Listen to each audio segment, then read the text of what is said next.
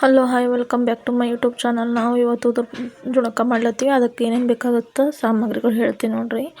ಈರುಳ್ಳಿ, ಮೆಣಸಿನ್ಕಾಯಿ, ಕೊತ್ತಂಬರಿ, ಕರಿಬೇವು, ಅರಿಶಿನ, ಉಪ್ಪು, ಹುಣಸೆಹಣ್ಣಿನ ರಸ, ಸಕ್ಕರೆ ಮತ್ತು ಅಜವಾಯಿನ,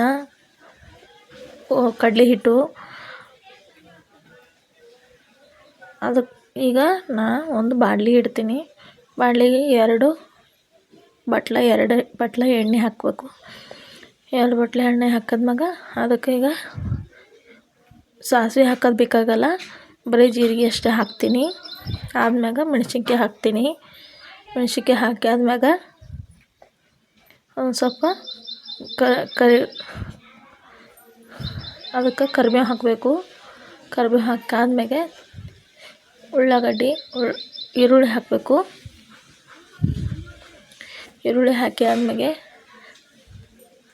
ಒಂದು ಸ್ವಲ್ಪ ಫ್ರೈ ಆಗಬೇಕು. ಫ್ರೈ ಆದ್ಮೇಲೆ ಅದಕ್ಕೆ ರುಚಿಗೆ ತಕ್ಕಷ್ಟು ಉಪ್ಪು ಹಾಕಬೇಕು. ರುಚಿಗೆ ತಕ್ಕಷ್ಟು ಉಪ್ಪು ಹಾಕಾದ್ಮ್ಯಾಗ ಅರಿಶಿಣ ಪುಡಿ ಹಾಕಬೇಕು. ಮತ್ತು ಸ್ವಲ್ಪ ಫ್ರೈ ಮಾಡ್ಕೋಬೇಕು. ಫ್ರೈ ಆದ್ಮ್ಯಾಗ ಅದಕ್ಕೆ ಹುಣಸೆ ಹಣ್ಣಿನ ರಸ ಹಾಕಬೇಕು.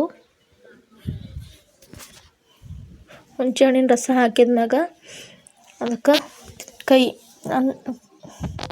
ಚಮಚ ತೊಗೊಂಡು ತಿರುವಾಡಿ ಮತ್ತು ಅದಕ್ಕೆ ಒಣ ಹಿಟ್ಟಿಗೆ ಅಜವಾಯಿನ ಮತ್ತು ಸಕ್ಕರೆ ಹಾಕ್ಲಾಗುತ್ತೀನಿ.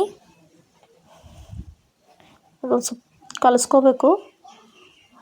ಒಣ ಹಿಟ್ಟೆ ಕಲಿಸ್ಕೋಬೇಕು.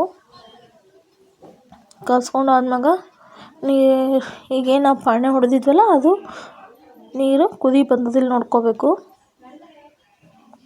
ಕುದಿ ಬಂದದ ಅದಕ್ಕೆ ಹಿಟ್ಟು ಹಾಕಬೇಕು. ಹಿಟ್ಟು ಹಾಕಿದ್ಮ್ಯಾಗ ಅದು ಹಾಗೆ ಚಮಚ ತಂದು ಕಲಿಸ್ಬೇಕು. ಕಲಸಾದ್ಮ್ಯಾಗ ಅದು ಸ್ವಲ್ಪ ಇನ್ನು ಅಳಸಿ ಇರ್ತದೆ. ಇದು ಏನಾಗ್ತದೆ, ನಾವು ಹೆಂಗೆ ಕೈ ಆಡಿಸಿ ಹಂಗೆ ಇದು ಹಾಕೋದು ಬರ್ತದೆ, ಗಟ್ಟಿ ಹಾಕೋದು ಬರ್ತದೆ. ಗಟ್ಟಿ ಆದ್ಮ್ಯಾಗ ಅದ್ರ ಬಿಟ್ರೆ ರೆಡಿ ಆಗ್ತದೆ. ಇದು ಚಪಾತಿ, ರೊಟ್ಟಿ ಮತ್ತು ಪುರಿ ಜೊತೆ ಹಾಕ್ಬೋದು, ಉಣ್ಬೋದು.